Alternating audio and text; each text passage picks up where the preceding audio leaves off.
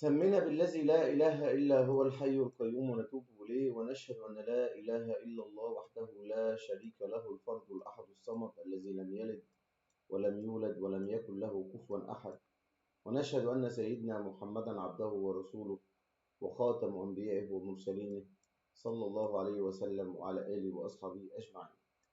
أول حاجة، كل سنة وأنتم طيبين وعيد فطر مبارك عليا وعليكم إخواني الأحباب في قناتكم اربح بالفوليوم في سوق البورصة المصري. إن شاء الله النهاردة هنعمل التحليل. أكيد أنتوا بقى اشتقتوا خلاص للأسهم. أنا طبعا كنت ممكن أعمل لكم الفيديو أول ما انتهى يوم الأربع، بس أنا فضلت إن حسيت إن أنا يعني إحنا بنحب البورصة، محدش يقدر ينكر، وهي عاملة زي الهيروين. عارفين الهيروين اللي بيتشم أوسخ من الهيروين في الدم؟ اللي بيشتغل في البورصة بيبقى عامل زي أوسخ من مدمن المخدرات للأسف يعني. تمام، فهي ما بتطلعش من الدم، بس برضه لها أوقاتها. يعني أوقات العيد حلوة، أوقات الفرح حلوة، أوقات لمة الأسرة حلوة، إنك تكون جنب الأهل الناس اللي أنت بتحبهم حلو برضه يعني، لها وقتها. فبقى بتيجي على شوقة بقى. فأنا قلت لكم أنزل الفيديو على شوق. أنا كنت نزلته من الأربع مش يعني الناس هتتفرج، بس مش زي ما أنت إيه توحشك. أنا بحب البورصة توحشني. أنا من كتر حب فيها ما بقعدش قدامها كتير عشان توحشني، عشان اللي بيحب حد ما تلزقلوش قوي. تمام، هي ما شاء الله ربنا يحفظها يا رب، ما شاء الله الله يبارك، اللهم بارك اللهم بارك، ماشيه في دمي يعني. تمام. بس طبعا لها شوقها ولها اشتياقها، وانا بتعامل معاكم كاني واحد منكم. ما بتعاملش ابدا معاك ان انا واحد يعني ربنا فضله فضل العلم، لا والله انتوا فوق راسي وانا كل التواضع اليكم، كل التواضع بكل محبه من الله اليكم. اخواني الاحباب في القناه بتاعتنا دي، ربنا يعلم ان انا بحبكم وحب ربنا وحده يعلم بيه، وما بديكوا حاجه من قلبي، ربنا وحده يعلم انا بديها من قد ايه من قلبي بصدق. ربنا يرزقني ويرزقكم كل خير يا رب. فالنهارده هنعمل بقى ايه التجديد والتحديث الاسبوعي بتاعنا بفضل من الله سبحانه وتعالى. ليه؟ ان شاء الله بدايه الشغل باذن الله يوم الثلاث الجاي باذن من الله سبحانه وتعالى. النهارده هتبقى حلقه مميزه جدا جدا، لان فيها كلام لاول مره هنسمعه في السوق المصري، والاول مره هنقوله، والاول مره انتوا هتسمعوه. طيب، احداث الحرب للاسف مستمره. ايران عماله تعيد على اسرائيل بصواريخ. الدنيا لسه هايجه، الدنيا لسه هايجه، الدنيا لسه هايجه. الاموال الساخنه بدات تطلع من مصر، الدولار بدا يرتفع، الدنيا بدات تشد، ولكن بفضل الله الحاجه الوحيده اللي بتنزل هو الذهب. اتكلمنا على ان الذهب قبل كده، قلنا ان هينزل ومؤشر الذهب هينزل، ويعني لسه. وطبعا بفضل الله سبحانه وتعالى الذهب فعلا نزل زي ما احنا توقعنا، وتحليلنا كان صادق بفضل من الله، زي ما انتم متعودين على اخوكم في الله في القناه بتاعتكم يعني. النهارده بقى هنقول كلام لاول مره تسمعوه عن مؤشر البورصه المصري. طبعا احنا شاهدنا الحركه اللي فاتت تحركات عرضيه، واتكلمنا في اخر فيديو لينا ان شاء الله هيحدث شغل عرضي. لو انت مدرب او مقدم محتوى، الشغل العرضي ده هياخدنا مش عارف ايه الناس دي. يا عم اتكل على الله، يا عم الله يسهل لك. نعم نعم. هنبدا ماشيين في اتجاه عرضي، هنفضل نلعب في المنطقه في اتجاه عرضي، والاسهم اللي ليها خير هي اللي هتبقى تجيب هدف. احنا قلنا هنبدا ماشيين في المستطيل ده اللي انتم شايفينه في اتجاه عرضي. تعالوا نسمع مع بعض. فما جبتهاش، هو مش هيجيب ال 60,000 دي دلوقتي خالص يعني، هو مش هيجيبها يعني، انسى. مش هيجيب ال 60,000 دلوقتي خالص، مش هيجيبها. يمشي بقى، يفضل ماشي بقى في اتجاه عرضي. المستطيل اللي انا عامل لكم عليه دوت عرضي ده بقى يعني حاجات بسيطه جدا. فحته انك تفكر نفسك ذكر وتجيب الديب ديل وانت لوحدك، احلى خوازيق دي حقيقه. دلوقتي السوق ما ينفعش انت تشتغل لوحدك ايا كانت خبرتك، هتاخدها على قفاك، لان للاسف اسهم معينه هي دلوقتي اللي فيها الشغل. اقسم بالله بكلمكم بجد، لان دلوقتي العلم اللي عنده علم حقيقي بجد بجد. المهم يعني قلنا هيمشي في اتجاه عرضي عشان بس ما ناخدش من وقت الفيديو ونتكلم فيه بجد. تمام، قلنا هنمشي في الاتجاه العرضي اللي هو ما بين 44480 الى 49184، وفعلا احنا ماشيين يا دكتور احمد في الاتجاه العرضي اللي حضرتك اشرت اليه. تمام، ما بين ايه، ما بين الصعود والهبوط اهو، ادي نفس المستطيل، ما فيش اي كلمه طلعت برانا، مفيش اي كلمه طلعت برانا، بره كل كلمه بديها لكم بالفيديو بتتحقق في السوق. وده يثبت لك قوه العلم اللي اخوكم بفضل الله سبحانه وتعالى بديه لكم. يعني انت لما بتشتغل مع واحد بتلاقي الكلام بتاعه اللي بيقوله قبل ما بيحصل، وبتقارنه ما يعني من بعد ما بيحصل، بتتاكد ان الراجل ده ربنا بفضل الله مديله علم قوي بفضل الله، وعلمه حقيقي. لان ايه اللي بيفرق بين واحد بيتكلم بجهل او بيتكلم باي نوع من انواع التوقع ايا كانت، وبين علمه؟ اللي بيحصل على الشرط. يعني لما بيقول حاجة هل بتتحقق على واقع الشرط بعد ما بيقولها، ولا بيخلف توقعاته؟ هي دي انك انت الميزان الوحيد اللي انت تقدر توزن بيه اي حد في علمه. غير كده ما انا اسف مع احترامي ليك، في الجزمه ما تتابعش حد جاهل، ما تتابعش حد ما عندوش علم، ما تتابعش حد انت بتلاقي كلامه مخالف جدا للي بيحصل، ما تتابعش حد ما عندوش اصلا، ما بيتكلمش بمناهج العلم ولا بيفهمك ايه اللي بيقوله. ما تتابعش حد يقعد يتكلم يقول لك انا اللي عندي وانا اللي عندي العلم وانا اللي، وهو اصلا ابن كلب حرامي جاهل ما عندوش حاجه. كل اللي عمال يتكلم بيه عن نفسه، كل الكلام بيه انا عندي السر كله، انا عندي سر الصنعه، انا عندي اللعب كله، انا عندي الشغل كله، انا اللي عارف سر البورصه المصريه، انا هو ابن كلب حرامي غشاش. غشاش. خلي بالك من فلوسك، فلوسك امانه في رقبتك، تعبت فيها تعب عيالك، تعب جهد سنين، كل واحد شيء في كل جنيه. الناس بتموت بعضها على الجنيه في الارض. بتشوف الكاشير قاعد عشان ياخد 4000 جنيه في الشهر، بتشوف الموظف قاعد عشان ياخد مش عارف 15000 في الشهر، يطلع ميتين ابوه. بين واحد يقل ادبه عليه من فوق ويقول له حاضر يا ريس زي الجزمه، ما يقدرش يتكلم، كلها لازم يحط كرامته تحت رجليه. عمل نفسه ذكر هيلاقي نفسه قاعد جنب مراته في البيت يخط لها بقى باميه. فانتوا بتشوفوا دلوقتي اللي بيحصل في الدنيا. فحته ان ربنا سبحانه وتعالى يرزقك براس مال وانت بتشتغل في البورصه وعايز تكسب منه، ما ينفعش تامن عليه الا واحد مؤتمن امين. وانا مش بتكلم عليا، وان كنت اللهم لك الحمد فيها الصفات دي، انا بتكلم على كل واحد انت يحكم لك عقله وتتاكد من مصداقيه كلامه وتتاكد من خوفه من الله سبحانه وتعالى. لان اللي ما بيخافش ربنا في الشغلانه دي كتير قوي قوي قوي قوي، نادرا ما تجد الصفات دي فيه. اللهم اجعلنا منهم دايما. واحنا لا نريد من الله الا ايه؟ مقابله وجه كريم. يعني والذين يعني الاخره زي ما بيقولوا خير وابقى، والاخره خير وابقى. فاحنا ماشيين في الاتجاه العرضي اللي احنا اتكلمنا فيه ده. الاتجاه ده هنفضل ماشيين فيه الى ان يتم اختراقه او يتم كسره. تمام. طبعا احنا قلنا اتفقنا ان الاختراق اسمه بريك اب. تمام. والكسر انك يكسر تحت. عشان في ناس تقول لك ده بيكسر فوق، ده للاسف ما عندوش علم او خانوا العلم. لان اللفظ الحقيقي للكسر هو كسر دعم او اختراق مقاومه. يبقى breaking up resistance or breaking down support، انك تكسر دعم او تخترق مقاومه. طيب فاحنا ماشيين في الاتجاه العرضي دوت، والاتجاه دوت طبعا اللقطه الوحيده اللي فاتت دي خدت بعض الاسهم اللي هي زي الاسهم الغير شرعيه اللي هي بتشيل المؤشر التجاري ومش عارفه ايه وبتاع، كل ده اشتغلت. تمام. لكن للاسف ايه يا دكتور احمد في ايه بقى؟ ايه للاسف ايه؟ الاغلاق الشهري بتاعنا بتاع شهر 3 هيبقى للاسف اغلاق سلبي، بمعنى هيحصل شخلله الى ال 42596. احفظوا الكلام ده كويس لان هيحصل فعلا شخلله. هيشخلل السوق لمناطق ال 42600. 596 فرق 4 نقط هنقولها 42600. اللي انا قلتها لكم هنا اللي هو ده ال 42630 اللي هي المنطقه التي تم اختراقها الاسبوع 11/1/2026 ولم يتم اختبارها حتى الان. شوف احنا بقى، شوف طلع لغايه فين. شوف احنا في 15/3 والاختراق حصل في 1 وينزل بعد 3 شهور يختبرها عادي. يعني احنا في شهر 3 وفي 4 كمان هينزل في شهر 4. تمام. فلسه في نزول في السوق، لسه في نزول في السوق. ليه يا دكتور احمد؟ تاكيد هذا الموضوع على الايه؟ الاسبوعي بدا الماكد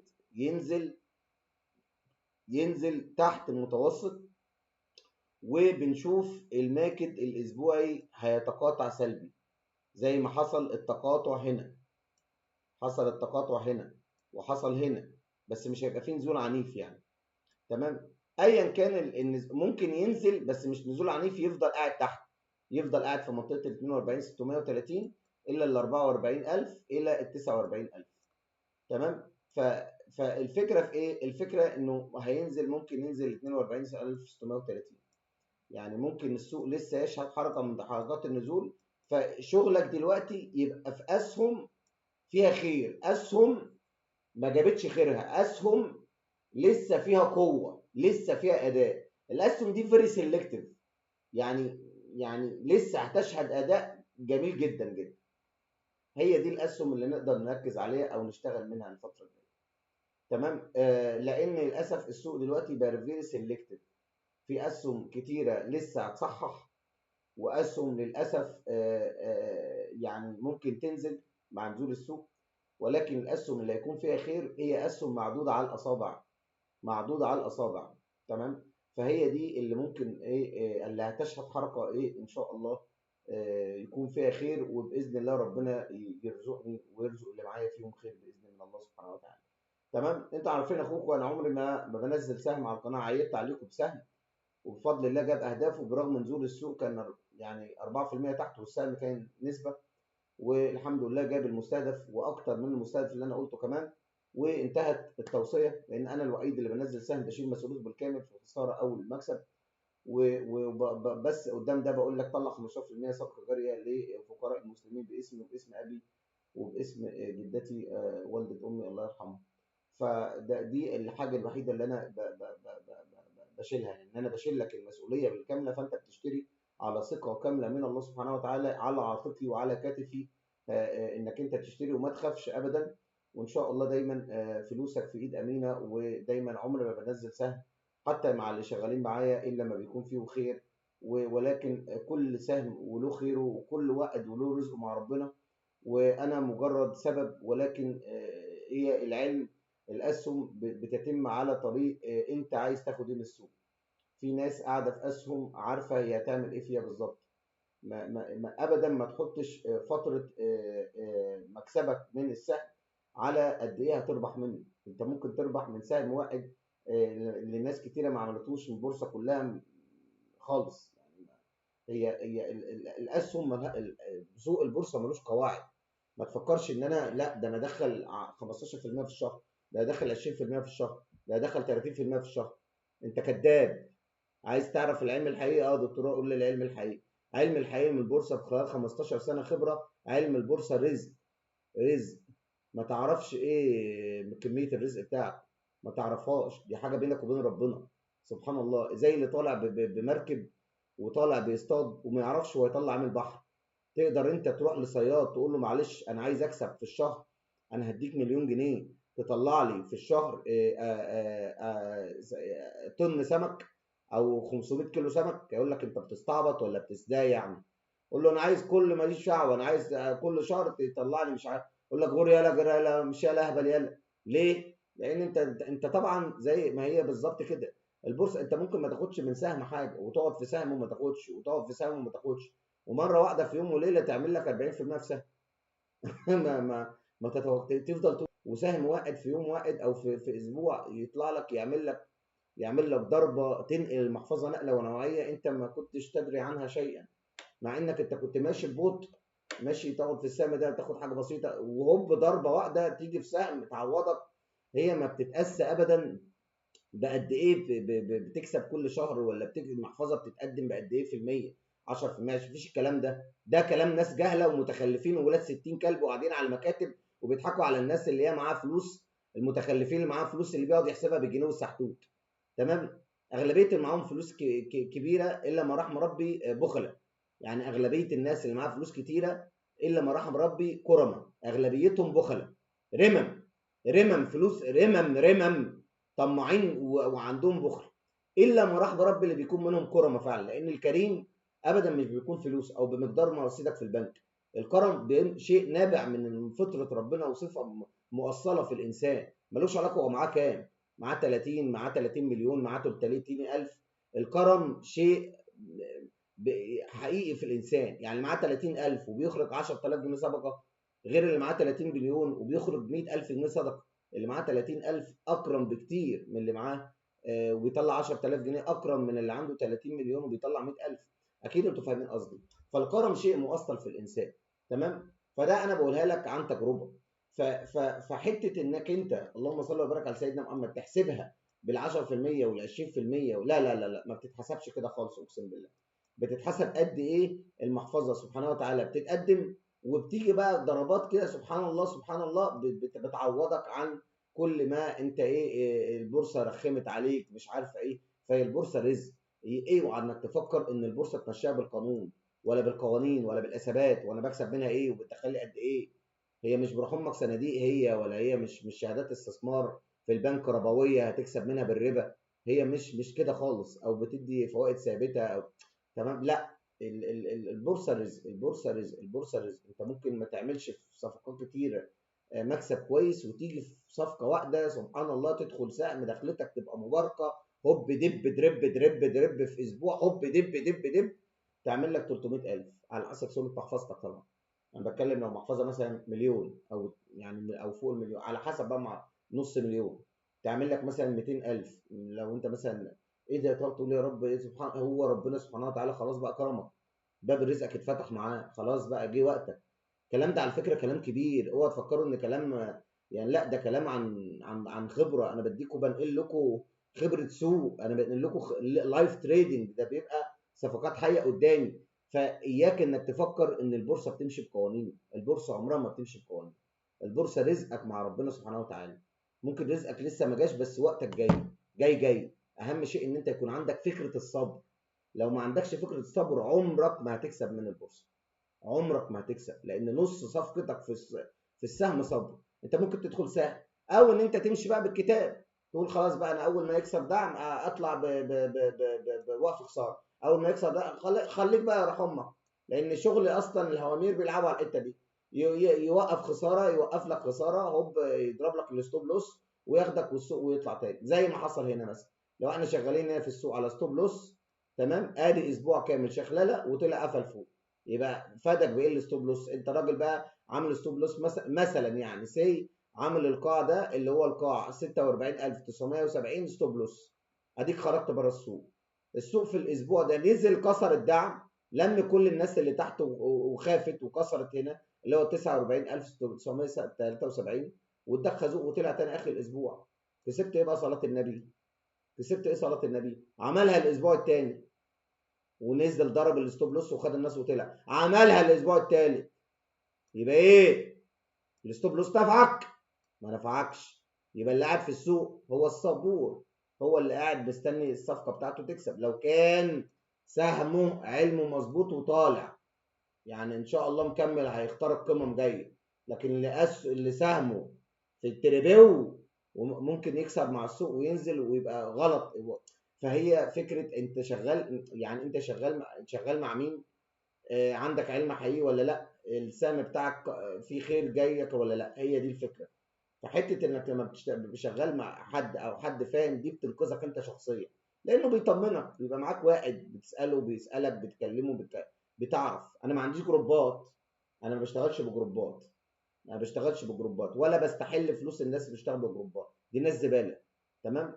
لان اسهل حد عن اي حد يفضل ينزل مزراب اسهم، يفضل يقول لك السهم هدفه شراؤه سعره وستوب لوسه، شراؤه سعره وستوب لوسه. هو ملوش دعوه، هو ملوش دعوه بيك، تكسب تخسر ملوش فيه.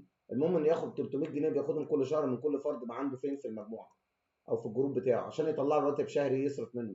ده جعان، ده كلب، ده رمه، ده فلوسه مش حرام، فلوسه مش حلال. وانا بقولها لك اقسم بالله فلوسه حلال. اللي فلوسه حلال اللي يكسب معاك من عرق السوق. انا ما بكسب مع اي حد في المحفظه بكسبه من عرق السوق، ما باخدش من فلوسه. انا باخد فلوسه، انا دايما الخساره بالكامل عليا، ما حدش بيعمل كده، ما حدش بيقول خساره بالكامل في البورصه على حد الا انا بمتاز بالحته دي لان انا عندي علم حقيقي وعارف، انا واثق من نفسي وواثق من ارباحي. لما باخد من رزق منك ما باخدش وش منك، انا باخده من رزق السوق. انا بجيب لك مكسب بقول لك نصيبي كذا وانت نصيبك كذا والخساره بالكامل عليا.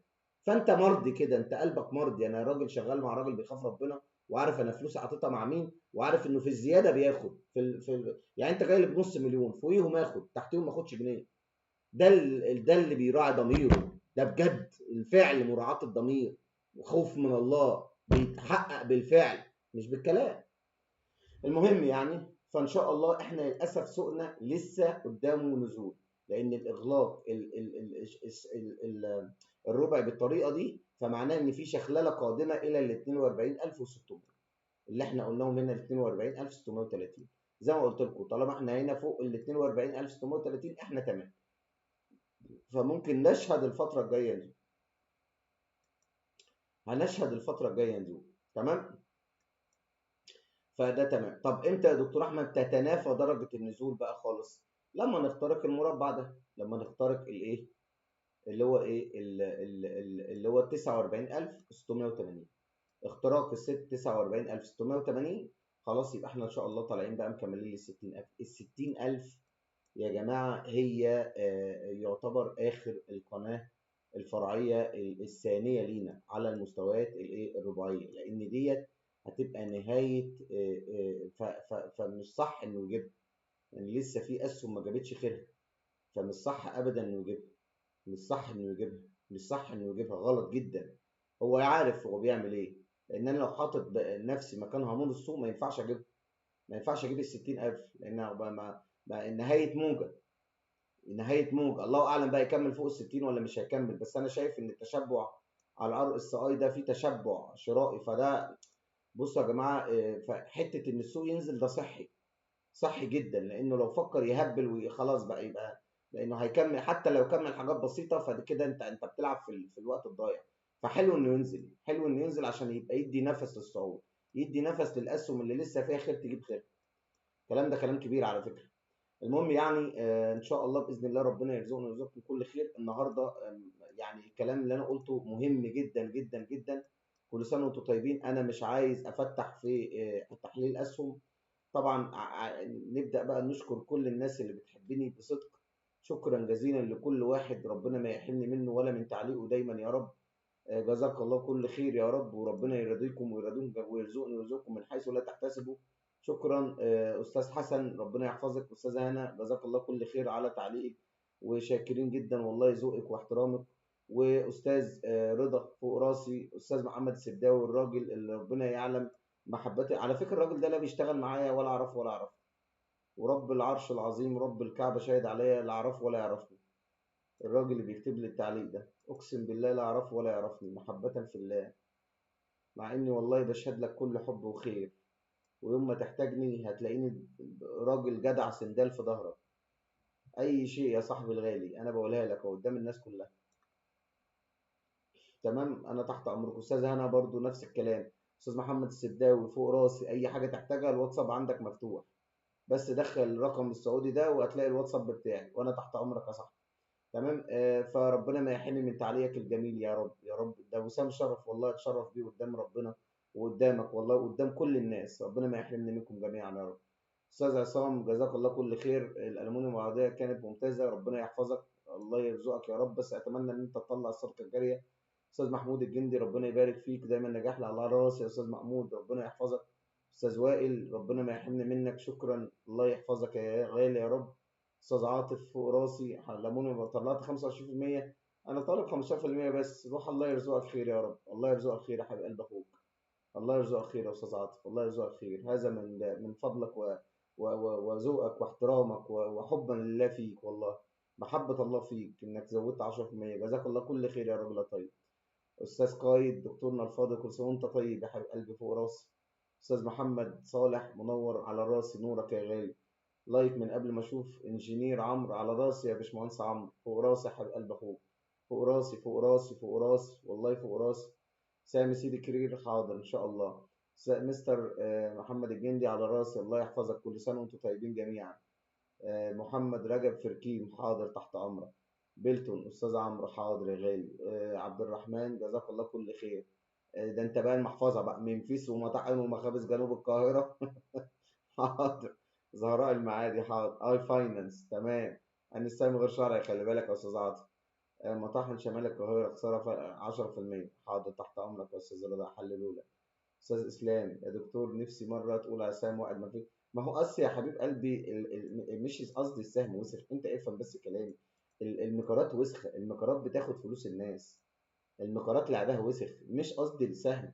السهم انا اقصده ان في لاعب وسخ الهامور والمقر بتاعه وسخ، يعني وسخ يعني ايه؟ يعني مراوغ، اسلوب ماكر، اسلوب خبيث.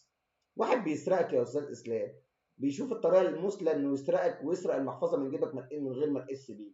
لو انت مسكت الحرامي ده هتقول عليه وسخ بس، ولا تقول له يا ابني وابن ويا ابن ويا ابن صح؟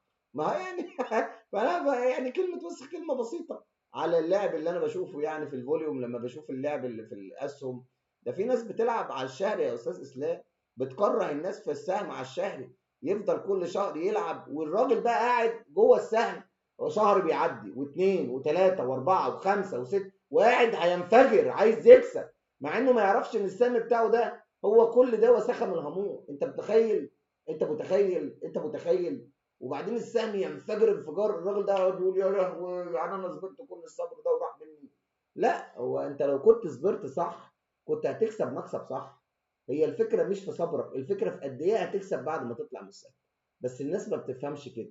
الناس ما بتفهمش ان سهم اللي انت بتشوفه اخضر ده، اي واحد مثلا بيشوف سهم اخضر على الشاشه بيتخيل نفسه يقول لك ايه ده السهم طلع، وانت بروح امك كنت شفته اصلا، ما السهم ده كان نايم بقاله سنه.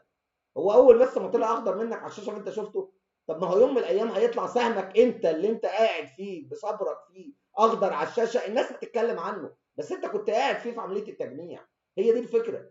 لما ينفجر بقى والسهم يبدا يعطي ويدي يجري، الناس هتشتريه بالغالي، لكن انت كنت قاعد فيه بالرخيص. انت خلاص بقى هو بيطلع يبيع على السهم فوق فوق فوق فوق، وانت معاه، انت قاعد معاه، قاعد مدكن معاه. ايه مشكلتك؟ يعني مشكلتك فين بقى؟ لكن لا، اول ما اشوف السهم اخضر، ايه ده السهم اخضر، ما خدتوش ليه؟ وانت لو كنت خدته وقاعد فيه وهو لسه ما خضرتش، كنت هتلاقي اسهم ثانيه تخضرها تفضل تقول على نفس الكلام. الطماع عينه فارغه. لكن هي الفكره فكره صبر وقناعه. القناعه كنز لا يفنى، وصبرك في السهم هو ده اهم شيء. ان عارف علم السهم، وعارف هو فيه ايه، وعارف يعني هدفه ايه. المهم انك تكون عارف، مش المشكله انك مش عارف، دي مشكله كبيره. او شغال مع واحد جاي موديك في 60 داهيه ونايل عليك الدنيا. اهم شيء انك تكون مع واحد عنده علم حقيقي وفاهم بيعمل ايه. حتى لو صبرت معاه بس هو عارف هو علم السهم حقيقي، مش واحد بيلعب عليك بجهل. تفرق كتير. مصر الاسمنت حاضر تحت امركم. النصر الاعمال المدنيه. خلاص هنبدا نحلل بعض الاسهم. انا مش عايز اطول عليكم الحلقه، احنا في عيد واحنا تاني يوم العيد، فانا عارف ان انتم مشتاقين للبورصه، انا كمان اشتقت لها زيكم. انا بتعامل معاكم قلت لكم واحد منكم واخوكم، فانا بحبكم في الله. فنبدا باستاذ رضا، الراجل خسران ده 10%، مطاحن شمال القاهره والنصر الاعمال المدنيه. توكلنا على الله. تعالوا يلا نشوف مطاحن شمال القاهره والنصر الاعمال المدنيه. ناخدها من تحت، نجيب النص الاول الاعمال المدنيه. النص ده كان معانا واحد حبيبي كده ربنا يحفظه، كان شغال معايا وطلعنا من السهم ده، والسهم جري مننا، بس طلعنا منه بمكسب. بس هو كان زعلان بقى عشان السهم جري جاريه بنت حرام يعني. وكان برضو معايا واحد حبيبي اسمه مدحت، حبيبي حاج مدحت، برضو السهم ده فيه. وبعدين بس هو ربنا هيكرمه معاه ان شاء الله في سهم جميل باذن الله ندخله فيه. المهم يعني ان شاء الله باذن الله. مثلا السهم ده، تعالوا افهمكم يعني ايه يا دكتور لما السهم بيتراخم مثلا. صلوا على رسول الله، قولوا عليه الصلاه والسلام صلى الله عليه وسلم. بصوا مثلا السهم ده عشان تعرفوا يعني ايه وساخه همور. والنبي يا دكتور قول لنا والنبي. شايفين الهامور داخل هنا في شهر، الهامور هنا الهامور. تعالوا شوفوا الهامور هنا داخل من شهر كام؟ 1/2/2024. امين امين امين يا دكتور احمد امين. حلو، ادي الهامور بتاعك. تمام. عد بقى كام شهر. يعني اللي داخل ب 4 جنيه، يعني واحد مثلا الجن داخل ب 54 34 34. حلو الكلام، حلو الكلام. السهم نزل بيه كام؟ ل 2 جنيه 80 او 2 جنيه 70. تمام. هنفترض الراجل ده قاعد ب 34. تمام. وكان معاه نص مليون. القيمه بتاعته كام؟ المفروض 34 يبقى كام؟ 68. تمام. 68 جاب ال 68 تتبيله ولا لا؟ ف 1/9/25. هو الهامور داخل كام؟ 1/2/2024. صبر كام؟ هو سنه و7 شهور. خد تتبيله ولا بكذب؟ خد تتبيله ولا بكذب؟ خد تتبيله. يعني النص مليون طلعوا مليون، اللي معاه مليون 2 مليون، اللي معاه 2 مليون 4 مليون، اللي معاه 4 8 مليون. والله ما بكذب، اهو قدامكم. طيب قصاد ده بقى قعد قد ايه؟ شوف بقى وساخه الهرمون. ادي شهر 2 لعب بيه نزل شخلله، 3 شخلله، 4، 5 شهور شخلله، 6 شهور، 7 شهور شخلله، 8 شهور، 9 شهور، 10، 11، 12، كل ده ايه؟ بيفشخ الناس. اللي هو انا وحياة ابوكوا اي كلب معهوش السهم هنا يدهوني هنا احسن لك، يبقى بالبخس يا كلب، وكانه بيشتمك ذليلا. لكن الدكر بتاع الفوليوم يقول له ده عند امك، ده عند امك، وربنا ما تاخده مني ب 2 جنيه و60 قرش. الدكر بقى ده اللي هو مني يعني. انا اصل انا فايتر. انا قبل ما اكون انا فايتر، انا في الحياه مقاتل، في نفس شغلي برضه مقاتل، ما تهزمش من سهم. تمام. طلع السهم 11 شهر 12، طلع جاب السهم، اخترق المنطقه بتاعته الوسخ، جيب دب جري ولعب تاني، بينزل تاني بالوساخه. ادي سهم. شايفين اللعب ده كله؟ لو واحد حمار او واحد ما عندوش علم او واحد اي حد بيشتغله مثلا، تمام، هيقول له ايه؟ يالا ده السهم ده رايح، ده هينزل، يالا ده هيروح بجنيه، ده هيبقى بجنيه ونص، ده هيبقى بجنيه. هو حمار مش فاهم حاجه. ادي مثلا ده اللي انا اقصده، ده اللي انا بقوله، اللي انت لما عندك يكون عندك علم غير لما انت تكون شغال بجهل. فادي لا، نفس اللعب هنا لعبوا على الربعي، الموضوع كله على الربع. ادي ربع 2 3 4 سنه بيلعب بالناس. هو قاصد، هو ما عندوش مشكله انه يلعب بالناس السنه دي عشان يكمل بالسهم. ما هو هيطلعك ازاي غير بالوقت؟ ما هو انت اهم الوقت لما كل يوم بتجري في اسهم قدامك، عينيك بتزغلل وانت السهم بتاعك قاعد. فده غباء منك، لان لما السهم ده بدا يجري الجري ده، السهم ده كان طالع على مؤشر على الاسهم الخضراء دي بال 10% وال 20% وال 20%، والناس كلها تبدا تتكلم النصر. وانت كان فين النصر؟ ما النصر كان قاعد سنه ما حدش شافه. هي دي الشغل، ده علم كبير. اصل الناس مفكره علم البورصه ده يعني ما فيش الكلام ده. اللي عنده علم حقيقي ما شاء الله لا قوه الا بالله، اللهم بارك اللهم بارك، قل اعوذ بفضلك من عين نفسي. تمام. فهذا فضل الله علينا يعني. فاحنا بنديكوا العلم بصدق، انا ببقى عارف انا بديكوا ايه. فده لما اقول لك لعب وسخ يا حبيب قلب اخوك. فين اللي قال لي بيقول لي لعب وسخ؟ حبيب قلب اخوك استاذ اسلام، ادي اللعب الوسخ يا استاذ اسلام اهو. لما انت تكون داخل سهم ب 4 جنيه 30 قرش او 4 جنيه 50 قرش، وخدته ونزل بيك ل 2 جنيه و60 قرش، انت مش شايف ده لو وسخ بيسرق فلوسك ولا ما بيسرقهاش؟ بيسرقها ولا على مدار سنه بيسرقها. لو انت رحت بعت بقى، واحد حمار قال لك بيع يلا بيع ده خساره كبيره، وخدت الخازوق وبعت له زي الكلب، ولقيت السهم بعد بالظبط 4 شهور السهم جاب 8 جنيه، هتشد في شعرك ولا مش هتشد؟ هتتجنن ولا مش هتتجنن؟ هتدعي على اللي قال لك بيها ولا مش هتدعي عليه؟ فهمت حاجه؟ اتمنى تكون فهمت بقى. عرفت بقى انا ليه اخوك بيتكلم بما يرضي الله من قلبه، يقول لك في مقارات وسخه. كده خلصنا. تعالوا بقى نتكلم في السهم. طبعا السهم دلوقتي لسه في اتجاه تجميعي سلبي، تمام، وعندك دعم مهم جدا لا يتم كسره عند مستويات الايه؟ ال 4 جنيه 16 قرش. كسر ال 4 جنيه 16 للاسف هيبقى سلبي لانه هينزل اكتر شويه لتحت، تمام. لكن طالما فوق ال 4 جنيه 16 ان شاء الله سهمك ايجابي. كسر السهم يبقى سلبي يا استاذ رضا. تمام يا استاذ رضا، فانت اصبر وان شاء الله ايه، ربنا يعوض صبرك خير. بالنسبه لمطاحن شمال القاهره، خساره 10% على راسي يا استاذ رضا. مطاحن شمال القاهره، مطاحن شمال القاهره. اللهم صل وبارك على سيدنا اهي. تمام. مطاحن شمال القاهره برضو الناس كانت بتجري كتير لما السهم ده بيبدا يجري. ما تجريش ورا سهم يهبل. ما تجريش ايا كان صعوده ما تجريش وراه. ما تجريش وراه لو ما خدتوش من تحت خلاص.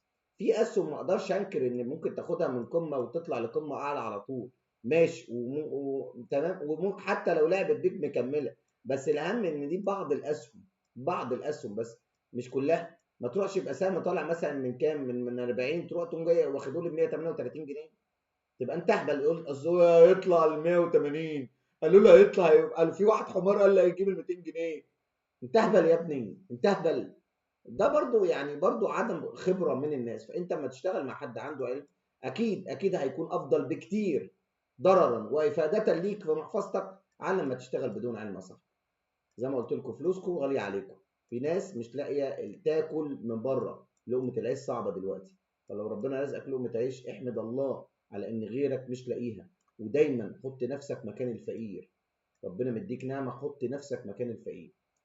تمام. الدعم ده، السهم ده عنده دعم 86 جنيه، مهم جدا لا تكسر، واهم دعم عنده ال 81 90.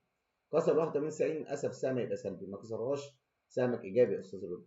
ده بالنسبه لمطاعم شمال القاهره. اي فاينانس هنحلله لك يا استاذ عاطف، بس اي فاينانس على فكره غير شرعي، اي سهم غير شرعي انا بحلله في القناه فوق راسي، بعلله لصاحب المحفظه، لكن يعني انا اسف مع احترامي ليك، مكسبك خسارتك عليك، انا بريء منه امام الله، بستبرأ منه امام الله، بينك وامام الله وامام اهل القناه كلهم. السهم عليك، فافضل لك اشتغل في حاجه شرعيه عشان ربنا يرزقك خير فيه. تمام. اي فاينانس نبدا نحلله مع الناس. اللهم صل وبارك على سيدنا محمد. انا مش بقول ان هو يعني عشان بس الناس تبقى فاهمه، انا مش بقصدي بقى ان هو غير شرعي، ان هو يعني خلاص وانا بقى مفتي والديار المصريه وانا شيخ. اخوك على فكره على باب الله حكايته. انا والله الناس اللي ساعات بتوعيني تقول لي خلي بالك يا دكتور ده غير شرعي، وبكون داخله على فطرتي الطبيعيه. والناس ساعات في ناس بتحبني قوي ومعايا بتوعيني، فانا على باب الله يعني، ما نفكرش ان انا شيخ ولا متزمت ولا لابس قفطان ولا مقصر جلباب ولا مطلق لحيه يعني. انا على باب الله حكايته يعني، انا واحد عادي خالص زيكم وبحبكم في الله وخلاص.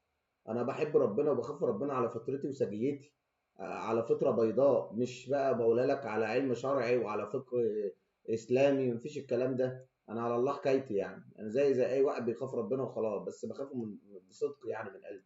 هي دي الفكره عندي يعني.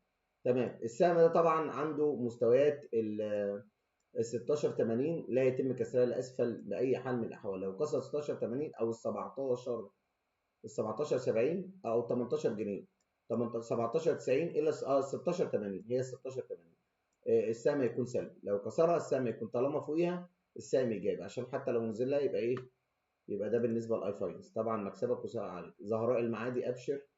انا مش عايز الحلقه تطول، انا بحبكم في الله بس مش عايز الحلقه تطول عشان الناس في العيد برضو عايز يبقى دمي خفيف عليهم. زهراء المعادي. زهراء المعادي. زهراء المعادي طبعا السهم مهم جدا، عنده مستويات لا يتم كسرها للاسفل اللي هي 74، وهو محافظ لغايه دلوقتي عليه، فمحافظته على 74 برضو السهم ده يعتبر كويس. ولكن اهم شيء لا يتم كسرها، لان لو كسرها عندك مستوى مهم جدا هو ال 44 ولم يتم اختباره حتى الان. فانت تخلي بالك او منطقه 74 وال 44 او ال 437 دي اهم منطقه في السهم او الكي بتاعت السهم. تمام. طبعا انا عارف ان في اسهم لم يتم تحليلها حتى الان. تمام. بس انا حللت ان انا ايه اللي اقدر عليه.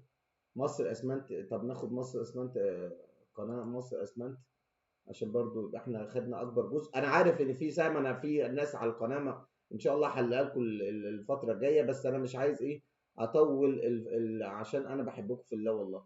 مصر اسمنت هنا هناخده بالمره خلاص. طبعا السهم ده برضو خلي بالكم منه، السهم ده برضو فيه لعب وفيه وساخه في القمم، ممكن يكون الحقير الميكر الوسخ بيصرف على الناس فوق، فتخلي بالكم الاسهم اللي ارتفعت جدا من اسفل وبقى بتلعب في مناطق تصريف اعلى. زي مين يا دكتور في مناطق تصريف؟ زي مثلا اسهم زي عتاقه. حذرت الناس من عتاقه كتير والناس ما سمعتش كلامي والناس خدت خوازيق مغريه فيه. تمام. اهم السهم ده طبعا عندك مهم جدا لا يتم كسر 174 جنيه، لان لو كسرها هيبقى عندك اهم دعم من الاخر في السهم، اهم دعم لا يتم كسره ال 155 جنيه. هتقول لي هينزل، اقول لك اه هينزل، لسه بدايه نزول، بس انت خلي بالك 155 لا يتم كسرها للاسف. تمام. تعالى بقى عشان اعرفكم يعني ايه تصريف برضو، زي ما قلت لكم يعني ايه تجميع، اديكم يعني ايه تصريف. اديكم التجميع في النص الكيماويات قبل ما يعني قصدي قبل ما يطلع، هو دلوقتي نازل يعني. عتاق. شوفوا عتاق مثلا هنا، شوفوا عتاق هنا، قلت لكم كل منطقه ديت تصريف. تعالوا بقى شوف بيصرف قد ايه، زي ما كان بيجمع في قد ايه من تحت. كان بيجمع والسهم بجنيه و40 قرش، شوف جمعه في قد ايه. جمع السهم من كام؟ شوف من 1/4/2024 بيجمع في السهم، وطلع في السهم شهر 2/1/2024 يعني شوف 21 24 طلع 3 سنين تجميع. 3 سنين بيجمع في ال 2 جنيه، من الجنيه ل 2 جنيه، طلع بالسهم لغايه 12 جنيه. ايه يا متخلف مش عايز تطلع ليه؟ ادي منطقه تصريف. من شهر كام بقى بيصرف؟ من 3 شهر 3 2025 لشهر كام؟ لشهر 1/2/26، سنه كامله بيصرف على الناس فوق، بيصرف، لان السهم كان ب 2 جنيه بيصرف. قفل الكلام. خلصنا. اللهم بلغت اللهم فشل.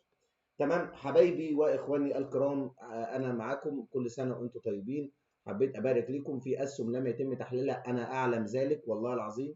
هحللها لكم ان شاء الله باذن الله الفيديو الجاي ان كان لنا عمر باذن الله، اللي هو بيلتون، وهنحلل فركيم وهنحلل كل الناس سيدي وكل الناس، وحتى الراجل اللي طلب برضو كده. ربنا يرزقكم كل خير يا رب.